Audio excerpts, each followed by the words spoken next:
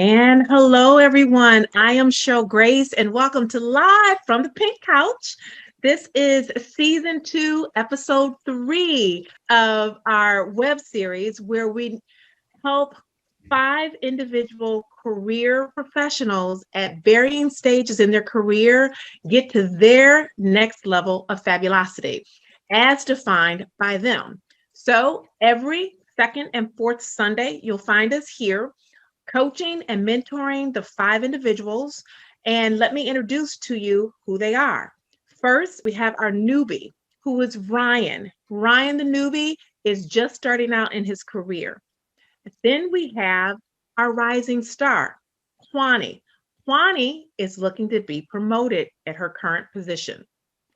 Then there's the lone star, Dorissa. Dorissa is interested in starting her own entrepreneurial practice, specifically an app.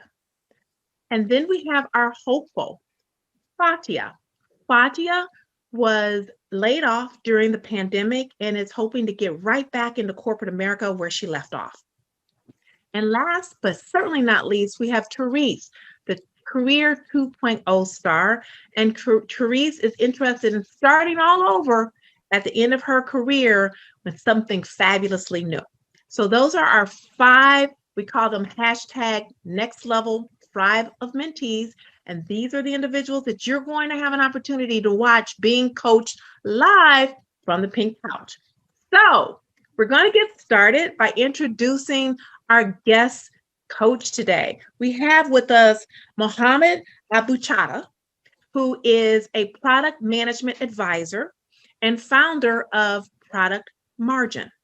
Prior to Project Margin, Mohammed built products for the creative and knowledge workforce. His customers include Amazon, Sony, Boeing, and Hilton Hotels. Hello, Mohammed. How are you? I'm doing well, thank you. Nice to be here. We're so glad to have you here today. And none of our 5 mentees know who you're here to help today. Can anybody guess who we might be here to work with today? Yes? Who do you think? Kwani, who do you think? Dorissa. He's here for yes, Dorissa. So Dorissa is the Lone Star mentee. She's a teacherpreneur. She is launching an app this year. She needs a CTO to help code, and she's seeking a $50,000 investment in order to bring her app to life. And she's going to tell us about the app. Dorissa's homework every week here, we identify what homework assignments are going to be helpful to get our mentees to their next level best within the time frame between episodes. And so Dorissa's homework assignment based on last episode was she needed to revise and streamline her pitch deck so that it had investors in mind. And so Mohammed is here to help you with that assignment, Dorissa. So what I'm going to do over the course of the next 15 minutes is step back, turn the stage over to both of you, and Mohammed, help out our lone star. Thanks again, Cheryl. Hey, Dorissa, how are you today? How you Doing, that's great. So I have a couple of questions. I saw your deck. I saw also an older deck as well.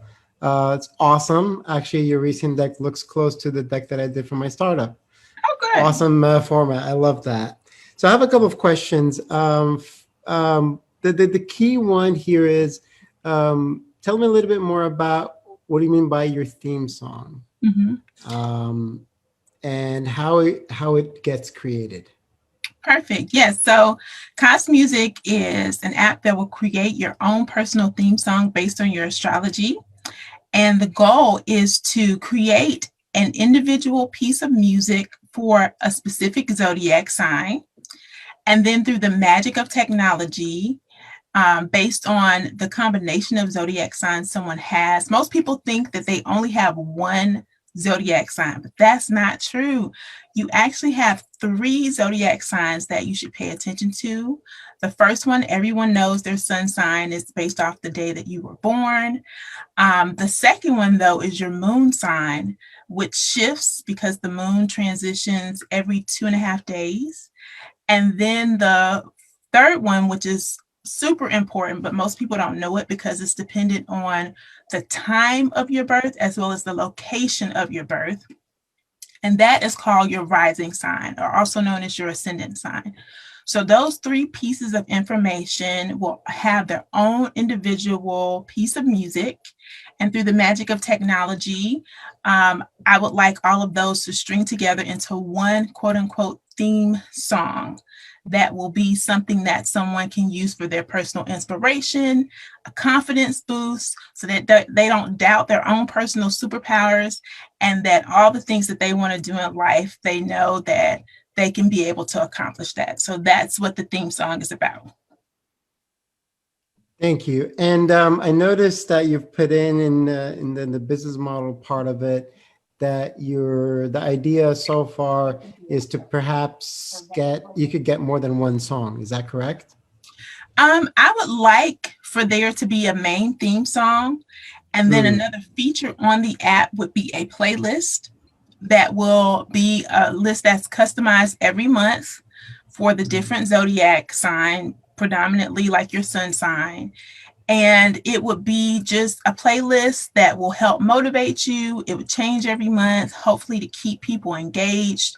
But that is an additional feature. And for my MVP to release the app, I don't necessarily need that. My hook, or the thing that I want the most, is the thing that creates their own personal theme song. And then if I can get all the licensing and all the other wonderful things that need to happen and get other people's music on the application in time for the launch, that would be great. But for now, I would like to craft the music and have that be seamlessly put together through the magic of technology. I see. And so I'm at the App Store, I download the app. How would you imagine the experience to look like? And let's say, as you know, with a lot of products, usually the first year even is not really the final product. So what would be a good approximation of something that you would like to have built in the first year? And second, not too far, keeping in mind of what you did in the MVP. Okay. Yes. So my idea would be people could go to the App Store, download. I'm sorry, can I interrupt? Can we clarify for people who may not be familiar with all of these terms that you techies are throwing out? What's MVP, please? So MVP is the minimum viable product. But I will let the experts speak more to that. I just, if we just don't use acronyms so that everybody watching can keep up with you. Okay. That's great. Actually, I fell into the same trap too. I say MVP. I actually call it minimum viable experience, because the product is only one part of the whole experience, right? So people are using your app, so they have an imagination of what it will do for them, right? So, thanks for jumping in, Cheryl. Go ahead. That's wonderful. I love the idea of a minimum viable experience. And that's why I want people to be able to download the app for free and kind of have like a freemium model where they have some features that are accessible to them. Like, for example, I would love to have some articles on there about astrology, of course, more detailed information about their specific signs. Like they can be able to know, like, this is my sun sign, this is my moon sign, this is my rising sign. I would love to have a podcast embedded in the app, but that's something that can be added later on. But initially, the minimum viable experience would be people could come on, they can learn what their sun, moon, and ascendant sign is. And then the thing that they would purchase is their theme song to be able to download that, to get that with the app download. That would be the thing that they would be purchasing. So that hopefully would create a great experience for everybody so they can learn something and learn more about themselves and still get a confidence boost. But the thing that would be profitable would be purchasing the song. And that's what you would consider as the variable cost, right? Yes. Gotcha. Okay, so a little bit, I'm going to take one step back and say talk about your signups. Okay. So, how were you able to get all these signups? That's good, you got them, but can you tell me a little bit more about that? And if any feedback, I remember you had another deck that had a little bit more feedback, but Mhm. tell me. Yes. So I started this process back in May of 2020. And that's when I came up with the idea based off of work that I was doing on myself personally for, connecting with my purpose, using astrology to do so. And I thought, oh my gosh, I'm learning so much great stuff. What if I could package all the wonderful things that I'm learning about astrology and make it fun for other people and make it a cool experience for them? So that's how the theme song idea came about. And since then, I have gone into a business mastermind course that helped me to flesh out my idea, to understand what industry I'm in, to understand who my potential target customer would be, to build up my avatar. So if you saw the initial deck that I did, that more so focused on all the research that I did to get to a place to identify my market and to identify my potential customers. The second iteration of the deck required me to go a little bit deeper and really focus on the business aspect of it. And that's where I was struggling because, doing market evaluation, you don't really have access to like really good information. So you're kind of gleaning it off the internet or top articles Yeah. to try to figure out, okay, who or how much of the market share could I actually capture? So that's the part of the process that I've struggled with. And then also finding people who can help me to build it, who understand the vision for what I'm aiming to do and can help me with the technical expertise to put both the app together as well as the music composition. But of course, the app being the most prominent part. Mhm. Mhm. So that's why we got I'm you here sorry. today, Muhammad, Yeah. to help So, bring it to life. And yeah. we've got our last 5 minutes. Yeah. Okay. So, my question is more about how would you convert your signups into that minimal viable experience app? So I'm Okay. going to throw an assumption Mhm. and you tell me if that sounds like the direction you would like to take. Okay. So, assuming you have their email addresses and there's some communication between you and the folks who signed up, would you imagine folks to maybe have a pre-created playlist that you've curated for each of those signs? Mhm. Would you be able to curate that? Do you need Yes, other people involved? I would love to be able to curate that. I actually do have some examples from Gotcha. another famous astrologer. Her name is Chani Hmm. Nicholas. She has a Spotify that she's done, that she's given over the past year, that has some great examples that I could pull from. But yes, curating the list of songs, that wouldn't be a problem for me. Yeah. Mhm. And And then there would be no licensing issues related to that because you're curating something already existed as long as you give the credit, correct? I would hope so. That's something that Yeah. I definitely want to be crystal clear about. Yeah. And my background is in law, so I definitely want Okay. to be crystal clear about that. So I usually for something new Mhm. and your only your validation so far is by email signups. I think you still need to do another validation with a light app. So it's an app that tests the core of your concept. So the core of your concept is like, you call it like 1.0, like the Mhm. first version of your app, I where see. you don't invest too much in hiring a CTO, you don't invest too much cash into it, or introduce any risk to your business. And the way you do that is by finding something that's kind of close to it, and you just put a boundary around it and wrap it into an app.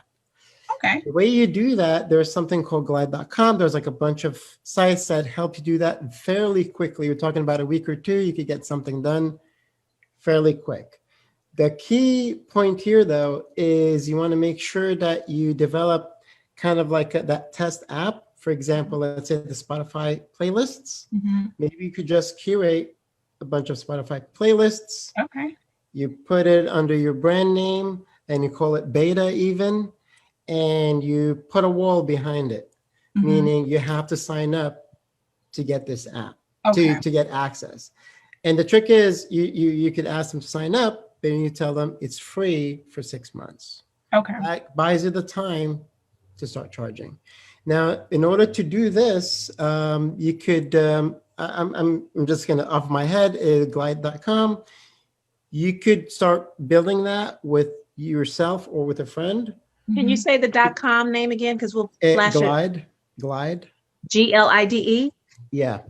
And I'll send some stuff for you folks to put in the show notes, where you could look at a couple of resources. There's even marketplaces, which is a place you can go in, hire someone on an hourly rate to build those things for you. Okay. So this is the first recommended path on an idea that you have early validation in. And it will get you some good numbers you could take back to investors. And I think you could get a lot more than 50K in the first round. Woo! That's music to my ears. Yeah. So Muhammad, is it possible? So her goal is to have the startup capital as of July 31st with $50,000. What you're suggesting with the light, is it possible for her to still go in with the light version and still work at the same time to do the startup capital? Yes. So I would usually recommend to take the two paths. This is where whether if you have a full-time job and being a mom and being a friend and being all of that, you do 2 tracks. Okay. You chase investment, but kind of put in more of a seeding the conversations while you build this app. I think you could dedicate 2-3 hours during the weekdays, maybe a few more hours on the weekend to do the work on that. And I would also recommend to time box your experiment. You want something at the door that is not perfect. I know people like to perfect things in the beginning, but make it not perfect, because the people, your first followers and the people who buy your product, they're going to be with you till the end. Wow. So you make it, you sell the app in that way. It's free, it's beta. You truly believe in your idea, and I've seen it through your logo, even your background right now. So you grow that through a community, and you could do it by emails and while building that app. You could do a soft launch.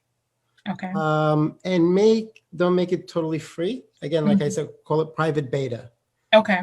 Private, for the ones who really, really want to have this product, I'll give it to you for free until we knock out the kinks. That buys you time, and it gives you some data. So let's say in the first week, you got 10 signups. Second week, you got 20.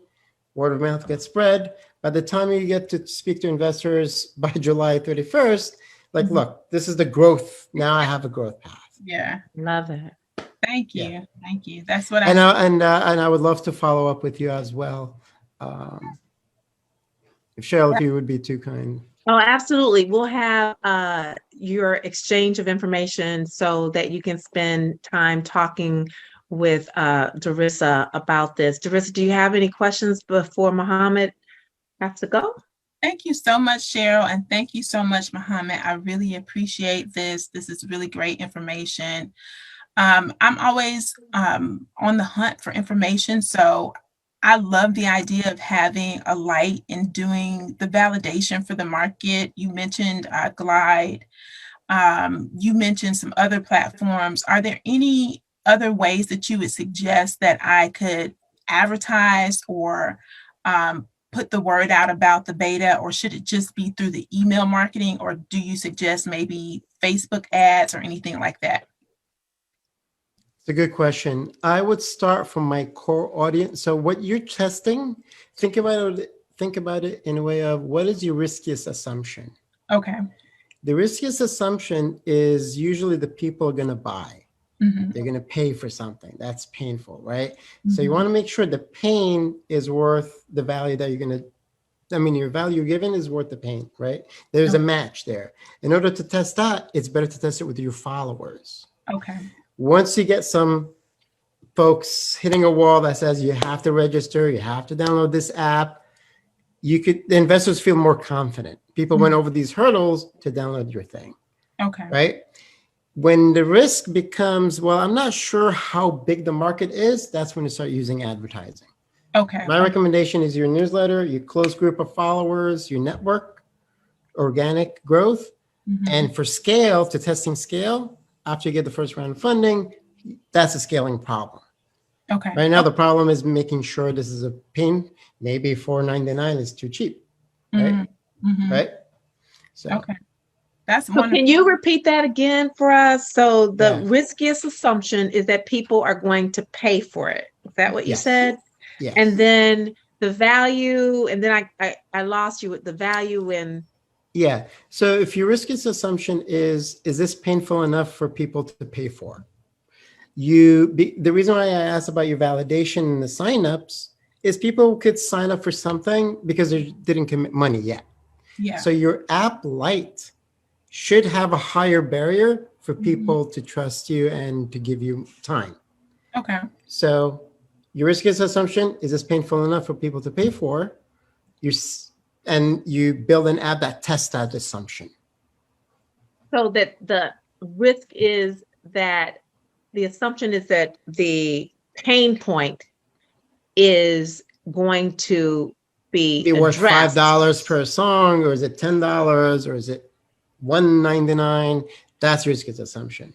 And the reason I mentioned Glide before is it's a very easy app to change. If you decide to change pricing, you can change it really quick. If you want to put a sign-up wall, you can put a sign-up wall. If you want to let everyone in, you can let everyone in. Very easy without requiring a lot of engineering effort.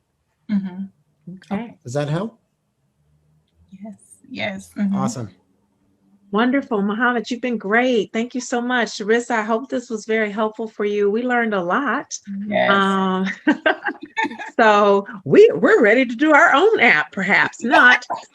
We'll leave that to you, Charissa. But Mohammed, thank you so much for coming out, and I'll make sure that you guys get connected with each other. Thanks again. I appreciate it. Thank you. Thank you. Thank you, Mohammed. Thank you. All right. So Charissa, you in good shape? Oh my gosh, I'm in great shape. That was awesome. Thank you so much, Cheryl. You're welcome. You're welcome. All right. So we're going to move on to the other four today. Next up, we got Kwani, our rising star. Kwani works at a premier cultural institution. She is open to industry change. She's looking for a promotion and she's seeking a $200,000 salary. So Kwani's homework assignment was she needed to redo her pink elephant goal because it was a little bit vague. And she needed to redo her resume. But mostly we wanted Kwani to identify 10 companies for consideration and where she would look to working. So Kwani, tell me how your week was. Tell me what you're thinking about, what you really nailed this week, what you stumbled through. Tell me, help me help you. So I did go back and reevaluate my resume, but there are still some things that I do need to be able to quantify a little further. So there's data that I still need to research. But when I look at your feedback from our last taping, I thought, wow, this is actually super impactful. And so I did make those suggested edits. And when I reviewed my resume, it did read differently and a little more impactful. So thank you for that. So I'll still be working on it. I know it's just an evolving document. It's never ending. So I'll continue working on that. In terms of the 10 companies that I researched, I wanted to kind of give it a mixture of my interest, my background. And so you'll see there's a mix of fashion companies, like large conglomerates, HR tech. And that my thinking is with COVID, I think organizations are needing to be a little more flexible in terms of human capital management and will rely very heavily on tech. And so there are a lot of like tech startup HR companies or whatever. And so I did my research with in regarding those and where they sit and how they operate. And then also, I started my working career in fashion. I was an assistant buyer. And so it's always been my dream after working in a fashion industry for 10 years to kind of, have my two interests and careers like merge and bring me back around full circle. So that's what you're seeing there. Okay, so I'm going to share the companies that are on your dream list, because it may be on someone in the audience's dream list as well, or maybe you work for one of these companies, people.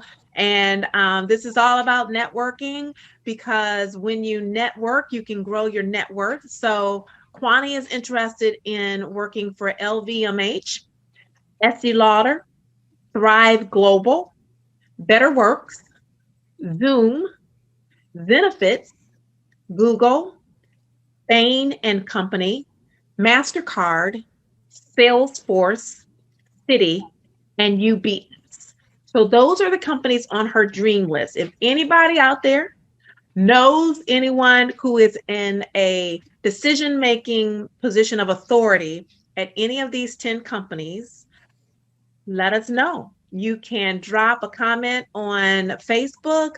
You can send us a DM on my LinkedIn or Kwani's LinkedIn, although I'm sorry, we're not giving last names. So send it to me and I'll make sure Kwani gets it. There's some people that I know work for luxury brands, hint, hint, and maybe, that might be someone that we can tap into. So Kwani, what I really would like to do is to have you take these 10 companies and identify 3 to 5 decision makers at each of them. And you all know how you can do this search on LinkedIn. This is a Cheryl's Pink Couch tip. You can go into the search bracket of LinkedIn. And Ryan, I know you might still be a little bit new to some of this LinkedIn technology, but you can go in, and if you type in Estee Lauder, for example, and do a search for people, any individuals who have Estee Lauder in their title or in their name will pop up. And so, Kwani, you can identify whether or not these are individuals that you'd love to connect with.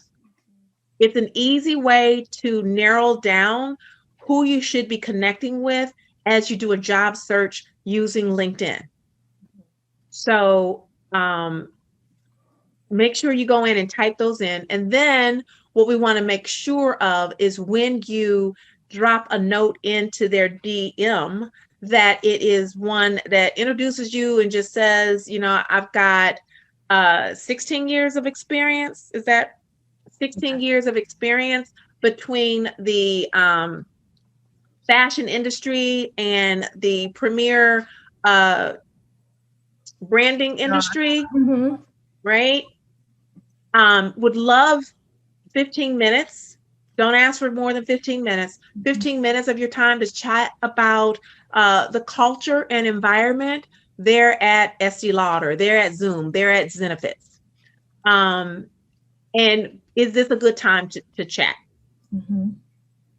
Okay. And hit the send, and let's see if we can get some of those informational interviews for you up and running, because it's really a great way for you to start connecting now with these individuals. So 3 to 5 at all 10 of the companies. And what that's going to give you, it's going to give you 30 to 50 people that you can start sending that out to. And so even if only one person per company says yes, you still get 10 people. Yeah. Right? So you want to improve your odds by reaching out to more people. Okay? Yep. Then when you have this informational interview with them, you want to ask those individuals, another Cheryl's Pink Couch tip, ask those individuals if they know of 3 to 5 other people that you can ask. This ensures that you're constantly getting new names that you can touch base with. What questions do you have? So I think one of the things I may not necessarily struggle with, but how exacting do you think I need to be in the informationals, because I am kind of at this crossroads between do I want to remain in talent acquisition or pursue a more HRBP track or a combination? So I want to make sure that I'm being clear. I'm not wasting anyone's time, but I don't know how exacting I can be. So what we're going to work on this week will be our elevator pitch. Yes. Okay. So when we get through everyone, I'm going to give you all another assignment about elevator pitches, and that's going to help you streamline so that you're coming at this very clear, having these conversations, and that you're doing it in a minute and a half or less, maybe 3 minutes for something else, but a minute and a half, because the purpose of the informational interview is to listen and get information. You answer questions if they're asking you questions, but you want to lead with your informational elevator pitch so that it frames up why you're interested in speaking with them. And then what we're going to do is we're going to listen to see what suggestions that they make. And then you can ask a question. I have two verticals that I'm really very interested in. And just share that. These are the 2 verticals that I'm interested in. Okay, great. Okay. Yep. You have any other questions? No, not yet. I'm sure I'll think of more, but Okay. yeah, this is great. Thank you so much. All right. You're welcome. Fatia, we're so glad to see you. So I'm sorry to hear of your loss. Thank you for coming back this week. Fatia is the hopeful, and she is a data analytics professional. She was downsized during COVID, and she does have an MBA. She has done short stints at multiple companies, and she's now jumping back into the workforce, seeking $100,000 a year salary. And she, her pink elephant goal, and we do pink elephant goals here, as I said, which is a big, audacious goal that you have to kind of lean into in order to accomplish. And you definitely need to ask other people for help in accomplishing your pink elephant goals. So Fatia says, I'm a marketing data visualization manager at a tech or healthcare company, focusing on consumer behavior, making $85,000 to $100,000 a year by August 23rd, 2021. So Fatia, tell me how you're doing. I know you missed the last session, so bring me up to speed on what you have done so far. Yeah, thank you so much, Cheryl. And so what I've been doing since then is I really did a lot of what you suggested Kwani to do, which is have informational interviews. So I started by using LinkedIn and pinpointing some individuals that I think would be able to assist me or would be able to connect me. So the first person that I spoke with, I believe it was on Thursday, was the Chief Marketing Officer for brand experience at GE. And she gave me some suggestions as far as companies to look at. I also had an informational interview with a former boss of mine that told me about some of her work working in media. So those 2 individuals suggested for me that I look at media companies because they do a lot of brand experience. They garner a lot of data. So some companies they suggested was TB Studio through the New York Times, and also some other companies. So that's what I've been doing thus far. I have to reconnect with them because they told me, they're busy. So I need to be the one to follow up, making sure that I get the connections that they promised and that they deliver. Wonderful. So I love that you've taken the initiative and you've already started having these informational interviews. I would give you the same assignment this week that we provided to Kwani, which is to develop that list of 10 companies. Have you developed that list yet? Yes, I have. Okay. And so how, let me see if I don't have the list here. So send me the list so I can take a look at the list, and we can also share the list with others. And your resume, I think one of the things you were doing the last time was updating your resume and also making it more quantifiable. So were you able to get that done as well? Yes, I was. Okay. So if you could send those to me so I have them and we can go through, take a new look at your resume, take a look at these companies that you are reaching out to. And in order to get you up to speed with where everyone else is, I'm going to have you do the exact same thing that we asked Kwani to do for next week's homework, which is have those 10 list that you've already, the 10 companies on the list that you've identified, and identify between 3 and 5 people at those companies that you can go through and connect with on LinkedIn if you haven't already done that. Gotcha. Okay. Thank you. Okay. And so last week, did we talk about the elevator pitch as part of anybody's assignment? Okay. So I'm going to move on to the next thing, but I'll come back to you, Fatia, because this is going to be something that all of you are going to be working on. Okay. Okay. Do you have any questions for me? So Fatia? when it comes to the 3 to 5 contact, it is a similar question to Kwani, but what I usually do, and I'll lay out my strategy, I usually find 2 things that I have in common with these 3 or 5 contacts. So for example, I found someone at a spice brand, and she was Muslim and she was African American, and I tied into how we both are alum from the same college. So I lead with that, and I also ask for 15 minutes. But is there anything else you think I need to lead with? One, and making sure that if I don't have anything in common with the person, I can try and make my conversation on LinkedIn, be a clickbait so that they don't just bypass my message. If there are any keywords or phrases, please. Yeah, I love that. I love that you find commonality, because it, especially if there's a commonality in a school that you've attended, that's great. But I think people also like talking about themselves or the companies that they work for, which is why I generally like to say, I'd love to hear a little bit more or learn a bit more about the culture of your company or the culture at your brand, because that's different than, are there any job openings right now? But asking about the culture, because you're interviewing, when you go into these situations, you really want to make sure that you're interviewing these companies so it's a good fit for you too. And not just that you're a good fit for them, but that they're a good fit for you. So that could be an opening if you don't have a commonality. Awesome. Thank you so much. You're welcome. Welcome back. Glad to have you. Yeah. Okay, next up, we've got Therese. So Therese is our Career 2.0 star. She works for a premier luxury brand.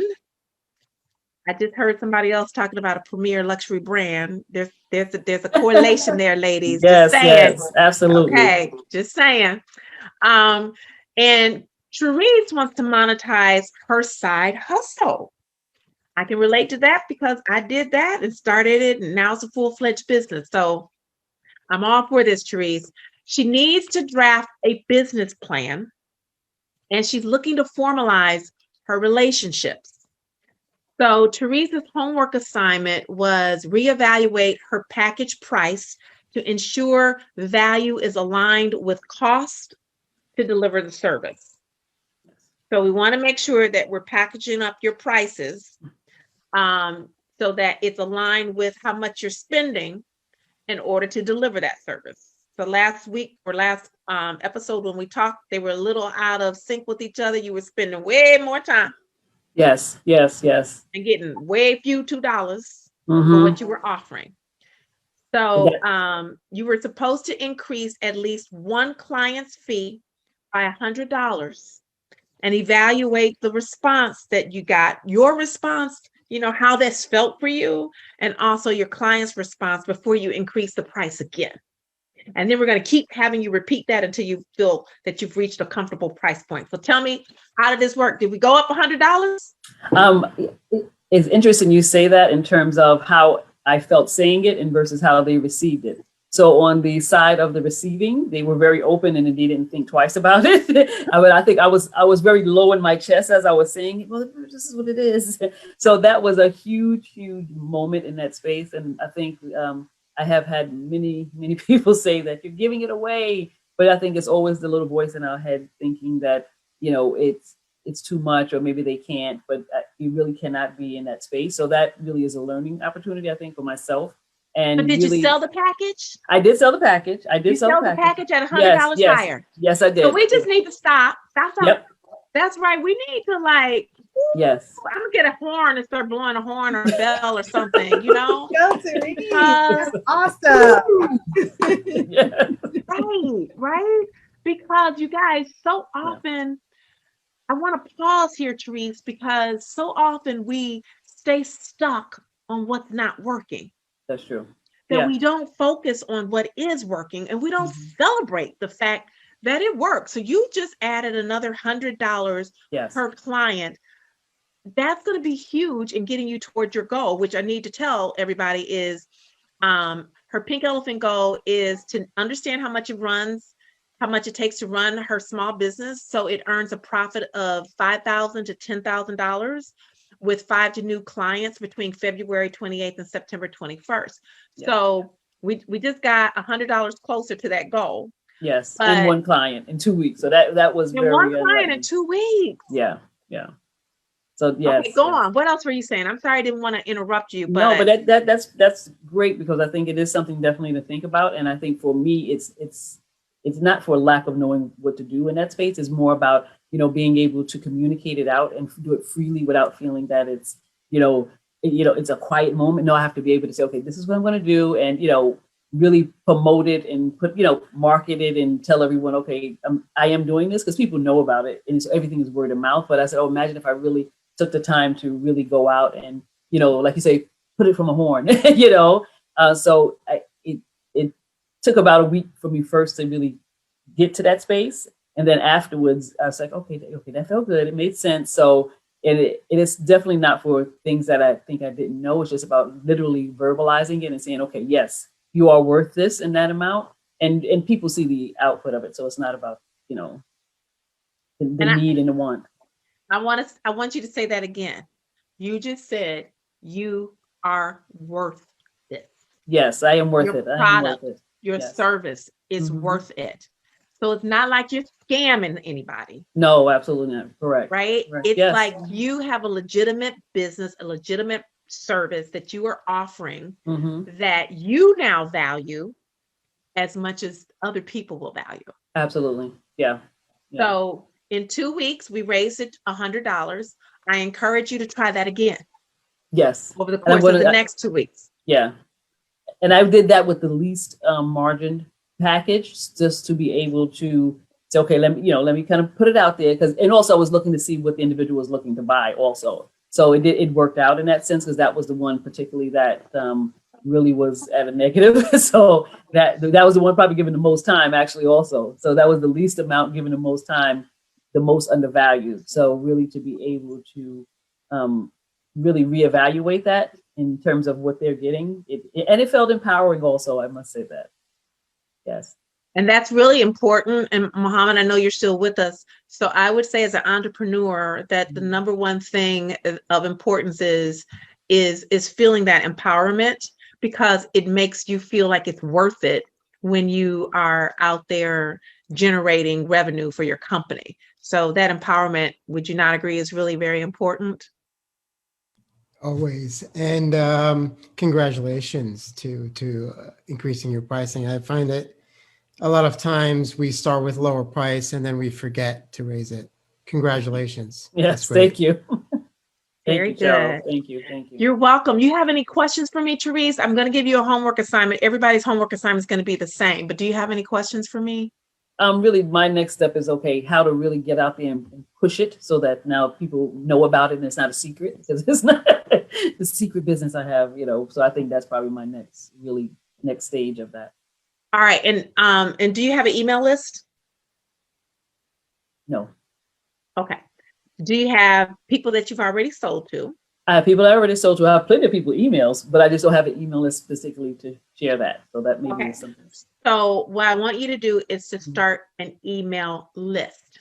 And for right now, do you think you have under 500 people emails or more than 500? Like, where do you think you just have 100? Like, how many do you think? I would think probably at least 150, because I have a nonprofit also, so I can definitely utilize them for, that also. So what I would suggest you do before you start looking at email platforms, and I do suggest you start looking at email platforms. I will send you a resource sheet Okay. that you can look at, because there are several out there and they're all offered at different price points, and some you just start and grow into. So I'll send you that resource. So there's Thank you. MailChimp, and these are also CRM, which is customer relationship management platforms, and you can grow into them. So there's MailChimp and there's Infusionsoft, there's Constant Contact. All of these different platforms are viable. You have to find the one that works best for you. But before you get to any of that, just collect all of the email addresses into one place. So whether that's on your computer, like into one database, so it won't be as hard for you to start transferring them over. And then what you want to do is you're going to have a very simple message. Hey, can I get your help? I'm interested in growing my brand by offering additional services. Can you answer these 5 quick questions for me? And then the quick questions would be something like, would this be helpful for you? Service A. We'll help you draft up what the questions are specifically for you, but do 5, no more than 10 questions. And in order to get their feedback, offer them perhaps a half-hour free session, half-hour free strategy session as a thank you. Nice. Okay. So that gets your list active. It helps you spread the word about what you're doing. It also gets your base of friends and family. It gets them engaged with, hey, look what Teresa's doing. Yes. And P.S., oh, by the way, can you help me spread the word? That's what I would do for your homework assignment, is to send out an email to everyone on your email list, asking them 5 to 10 questions. I'll help you develop what those 5 to 10 questions look like by offering them something free. And the something free could be a 15-minute, half-hour consultation. Don't go over that amount of time. Yeah, because I'm a talker. Oh, good thing you said that. No. So then you're cutting into your profit margin, because your time when you are offering the service is your money. Yes. So set your little timer on your phone. So it vibrates and you got to go. Set it at 20 minutes so you're ready to wrap it up by 30. Perfect. That's great advice. Thank you very much for that. Okay, but let's get that email list going. Yes. All righty. Thanks, Therese. Thank you. Hey, Ryan. Last but not least, our newbie. How are you? I'm good. Good. So Ryan is our newbie.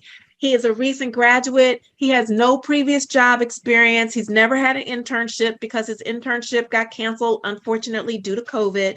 And he is seeking a $51,000 to $56,000 a year job. His homework assignment was to set up a one-on-one conversation with the coach, the guest coach that we had on last week, Sasha, and to update his LinkedIn profile and to refine his list of companies by identifying the top 10. Because Ryan, being the overachiever that he is, we love it, gave us a list of 40. So we wanted to make sure that it was a little bit more manageable. We'll do it in chunks of 10, and to make a list of people on LinkedIn who work for those 10 companies. So Ryan, you had a whole lot to do in 2 weeks. Tell me what happened. So I was able to meet with Satya last Thursday. We were supposed to meet for 30 minutes. It went on for an hour and some change because we just kept talking about like the resume. Then we moved from resume to like LinkedIn. And then she threw in like a cover letter sample for me to work on too. So like it was very, very helpful. Like I've already deleted my last resume. Yay. Yeah. Okay. So do I have this new one? Is that what I have here? Yes, this is new, right? Yeah, that's the new one. Keep talking while I'm looking at your resume. Yeah, so as soon as I looked at the resume, I kind of just like, I've always struggled with like formatting my resume. So I now have one that's like easy to use to tailor to whatever company I'm applying for. So that's like really exciting now. I don't have to just send out the same generic one. And after that, after I edited my resume, I went in and picked 10 companies and then looked for 10 people to potentially reach out to on LinkedIn. Okay, so you identify the people. I did. We just haven't reached out yet, right? Yeah. Mhm. Okay. All right. This is great. And what I love is you followed the advice of our guest coach last week. You made your resume more quantifiable. So you organized 3 fundraisers that raised over $3,000 for your business fraternity. Before it just said raise funds for my fraternity. Mhm. And so you went in and you made it quantifiable. And I love that. You led a team of 5 as CEO for simulation of a coffee shop business to gain experience in how executives run companies with a $50,000 investment to start. So that was a business simulation that you had at school, right? Yes. Mhm. I love this, Ryan. This looks so much better. Light years better, Ryan. Yay! Woo! Love this. Okay. So, do you have any questions for me? Because I'm going to hand out the assignments and want to make sure that I'm sorry. And your top 10 companies that you narrowed it down to. I'm going to say this in case there's anybody out there who works for these companies or knows anyone who works for these companies. Hint, hint, my husband. Madison Street Capital, Nike, Harley Davidson, Citi, Loop Capital, Harris Williams and Company, BNP Paribas, CIBC, RBC, and Groupon. So those are Ryan's 10 companies. If you know of anyone who works at any of these companies and you can help Ryan get in to meet any of the individuals, we would love it if we could, if you could DM me and let me know. Okay, Ryan, but do you have any questions for me? Yes. So as far as people to contact, I made a list and I put it next to the companies. What if I have more than one person that I want to talk to at a company? Is that okay? Yes, it's absolutely okay. The more the Okay. merrier, I say. Okay. Yep. Okay. All right. So does anybody have any questions before I go through what our homework assignment is for next episode? All right. So this is what everybody needs to do, because all of you, even though you're at different places within your career trajectory, you all have to know who you are and who you're presenting out to the world. So what I really would love is for everyone to develop an elevator pitch. The elevator pitch is going to be 1.5 to 3 minutes of explaining who you are whenever you have an opportunity to meet new people. There is on LinkedIn one particular instructor that I want you to watch. If you go into LinkedIn Learning, she has a authentic elevator pitch learning that is about 38 minutes. I love it because it helps you tell your story in an authentic way that doesn't feel staged. Mm-hmm. So for example, I knew that I was meant to help other people like when I was in first grade. And I've been doing it ever since. And when I was in high school, I was always in the principal's office, not because I was in trouble, but because I was helping organize events and I needed to get on the principal's calendar. And so the principal's secretary told me, you would be great at PR. Well, I was in high school. I didn't know what PR was, but I researched it. And that's what I majored in college. And that's what I've pretty much been doing ever since, is helping individuals, corporations, and brands with their events, with their brand reputation, all things PR, which I've been doing forever as part of my life. And I'm really good at it. That's an elevator pitch. That tells you who I am. It tells you what I want. If I were looking for a job, I would say, I'd love to do the same thing for your company. Right? So that's how you take who you are authentically, something that you have a passion for, tie it into who you are professionally, and serve it up so that people know what it is that you want. Does that help? Yes, it does. Okay. All right. So your homework assignment is to develop 2 elevator pitches. One is going to be for 3 minutes, which is kind of long, and then a shorter version, which is 1.5 minutes. 2 elevator pitches, one that's 3 minutes, one that's 1.5 minutes long. Therese, you're going to talk about your company. Kwani and Ryan and Fatia, you're going to talk about the job that you want to get into and why you're perfect for the job or the industry. And of course, Darissa, you're going to talk about your app and how you're the founder of this fabulous app and why it's something that everyone needs to own and why investors should be investing in you. But the key is, Therese, I know you're wordy. Keep it short. We want y'all to kiss this. Kiss it. Keep it short and simple. Keep it sweet. Okay? Let me hear your questions. What's going on? I have a question, Cheryl. Yep. Is there any particular difference in terms of what we should be focusing on in regards to the 2 pitches, since they're like, different lengths in time? No. So the different lengths are because sometimes you'll have a little bit more time to give your full story. Mm-hmm. And other times you're literally in an elevator. Yeah. And you're going from, the 50th floor down. So you may have a minute or less. Okay.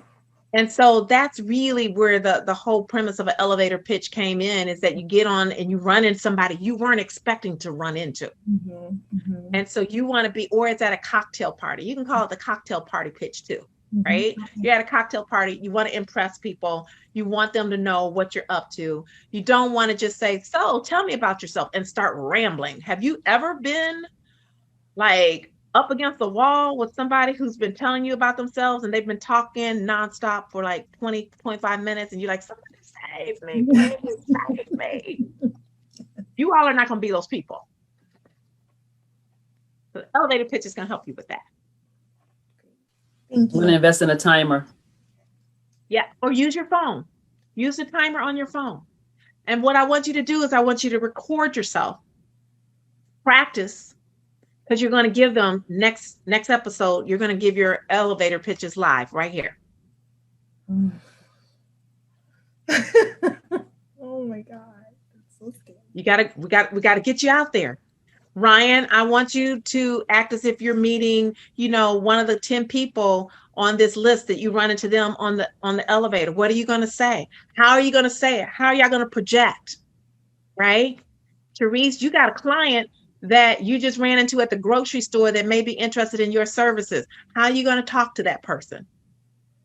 Fatia, you, again, like Ryan, how are you going to sell yourself on, I've been out of work, but I'm really eager and anxious to jump back in there. This is what I specialize in. Kwani, Darissa, you get it, right? Hey, Cheryl, I have a question about in the time we have left. I know you mentioned your story about you've known since first grade that you wanted to help people. How much of the personal background to include within the elevator pitches? Is it 50-50? Is it 30-70? Or, the 1.5 minutes, I may not be able to share a lot of my background, but, I still want to include some of that authenticity within the elevator pitch, but also keeping it professional. Yeah, so it depends on, again, the 1.5 minutes versus the 3 minutes. If I was going to give you the 3-minute version, I would tell you the story about how I knew what I was supposed to be doing in first grade. But I didn't have time for that long story. So I just gave you, I've known since the first grade. So I work with another client who says that when she was 12, her mother handed her a box of Nestle chocolate chips and said, okay, you know what? I'm no longer making cookies for the family. This is all on you. And she's a professional chef to this day. So it ties all in. So you have to decide how much of the story you're going to tell, given the time length. And so how much of that the professional part of it is important for you to share as well. So that's going to have to be something you're going to have to weigh in as you write it out and then speak it out and then test it with someone or to someone's before next week, so that you'll hear whether or not people, and you'll see if people's eyes start glazing over. You'll know. Gotcha. Thank you. You're welcome. Anybody else got a question? Okay. All right. So you got your homework assignment. Next week we're doing mock elevator pitches, you all. So come prepared. Come prepared to bring it. We're gonna do your 3-minute version. So we should have enough time for each of you to do your 3-minute version next week. Okay. Practice makes perfect. Use your phone. Time yourselves. Practice on other people. Come so that, you know, and it's always going to be a little bit more unnerving when you do it live and you got a whole audience that may be out there watching you too. Don't let that bother you. I feel like you're on mute so I can hear you. Hello, is anybody there? Yes, yeah, I'm excited about that. That's a good. It's very hard to talk about yourself, so I think that's the trepidation. Watch the video. Great work for me because I am entering pitch competitions. As a matter of fact, I have one coming up on April the 6th and 7th, and I have 2 minutes to pitch for Cos Music, so I'm excited. All right, so this is great because you got one right in between, so you can do the 1.5 minutes and come in under that. Mm-hmm. This is great. Yeah. Love you guys. See you next Thank episode. you. Awesome. All right. Thank you so much. Thanks, everyone. Bye. Thank you. Bye. Bye. Check out the full Live from the Pink Couch web series and keep up with all 5 mentees' progress on PowerfulPenny.com. This has been a Powerful Penny LLC Pink Elephant production.